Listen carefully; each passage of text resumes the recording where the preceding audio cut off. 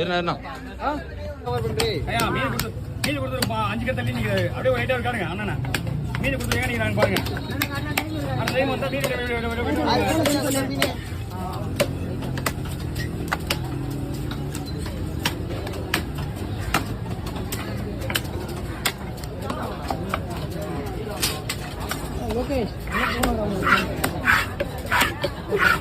இது வெட்டிக்கின்னு நம்ம கிட்ட மறுபடியும் நிப்பீங்க எல்லாரும் சரி என்ன விட்டு நம்ம மணி நேரத்துக்கு தெளிதான் வெட்டணும் எவ்வளோ பேர் தானே கண்ணு வைக்காது அது அப்புறம் அடுத்தது வராது கட்டிங்களா கட்டிக்கலாம் கிடையாது